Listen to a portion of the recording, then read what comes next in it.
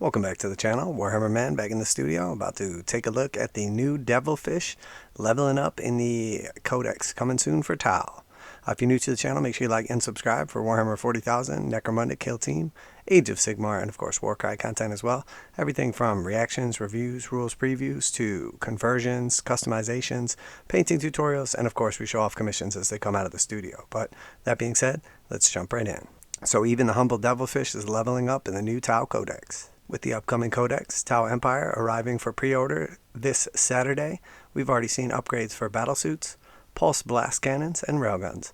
But while the big guns have been stealing the spotlight, even the humble devilfish transport is getting some Earthcast TLC. Cool paint job, I like that. Nice weathering. The workhorse APC for the new Tau Empire, the devilfish is versatile enough for each tactical philosophy. Commanders who prefer Montka can use Surge Forward at the onset of the battle with an armored aggression rule, deploying a payload of fire warriors into close range in order to maximize their firepower.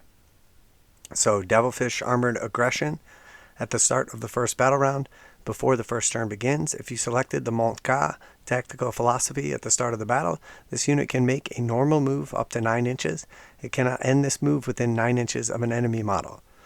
So it has a 9-inch scout move at the beginning of the game, and then devilfish tactical disengagement at the end of your movement phase. If you selected the Koyan tactical philosophy at the start of the battle and the mission you are playing is using the strategic reserves rule, you can remove this unit from the battlefield if it's within 9 inches of any battlefield edges and place it in strategic reserve. So that's pretty cool. You basically have the ability to scout forward if you're using Montka, or the ability to return to reserves if you're using Koyan. Meanwhile, disciples of Koyan can use the vehicle's speed to sweep around behind enemy forces, redeploying to secure key objectives, and open fire from unexpected quarters. A devilfish may be placed into strategic reserves to keep your more fragile troops safe while waiting for Koyan benefits to arrive in the third turn. Nice looking army right there. Once the fire warriors have reached their destination, they waste no time in springing from the transport and blazing away with pulse fire. The most dedicated will leap while their ride is still in motion, landing with a roll heedless of their own safety. So we have combat debarkation, 1 command point, Tau Empire epic deed stratagem. Though the technique is frowned upon as dangerously reckless, the most dedicated or aggressive fire warriors sometimes spring from their moving transports, roll with the impact of landing, and come up with pulse weapons already blazing. Use this stratagem at the start of your movement phase. If you selected the Montka tactical philosophy at the start of the battle and it's the first, second, or third battle round, select up to 3 devilfish models from your army. If you selected the Koyan tactical philosophy at the start of the battle and it's the third, fourth, or fifth battle round, select up to 3 devilfish models from your army. Otherwise, select 1 devilfish model from your army. Okay, so there's 2 ways you can use this. If you have Montka first, second, or third round, it applies to 3 devilfish. Otherwise, any other turn, it's for 1, and then it's the opposite for Koyan. If it's the first, second turn, it's only for 1 devilfish, but if it's third, fourth, or fifth turn, it applies to 3.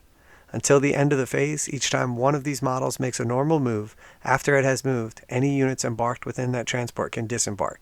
Any units that do so cannot charge this turn. So you're able to essentially move, disembark, and then shoot or do whatever it is that you need to do.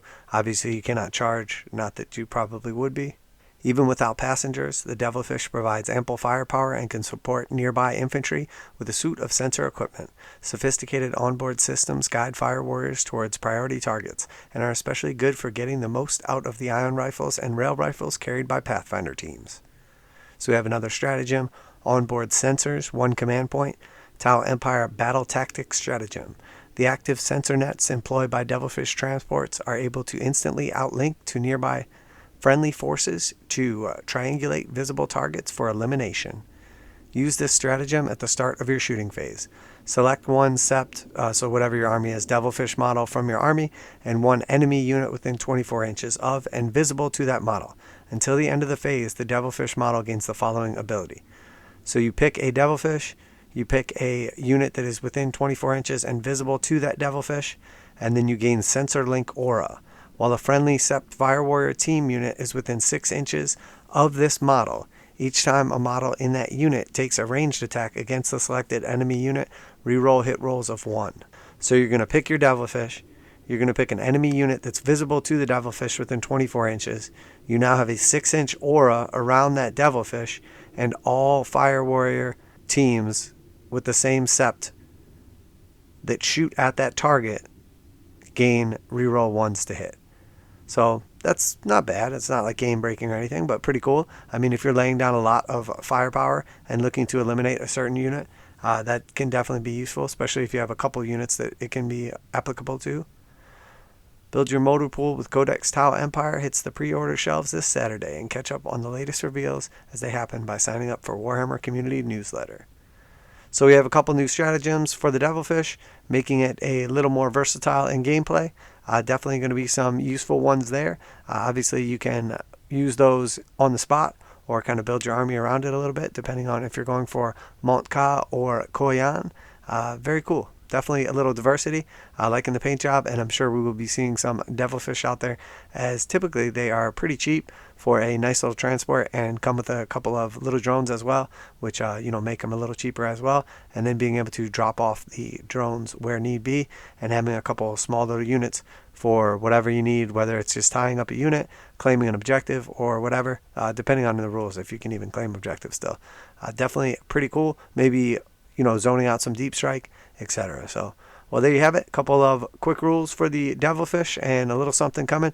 Definitely looking forward to the new Codex. Looking forward to seeing the new rules and some of these abilities and putting them to the test. So, well, there you have it, guys. Warhammer Man Studios with our little Tau Codex devilfish. Probably one of the last leaks that we'll have, as the Codex is right around the corner. Make sure you like and subscribe for more reactions and review content, all kinds of cool painting tutorials, commissions coming out of the studio, magnetizations, lightings, and pretty much anything you can think of for Warhammer 40,000, Kill Team, Necromunda, Warcry, and of course, Age of Sigmar as well. Warhammer Man Studios, I'm Warhammer Man, and I'm out of here.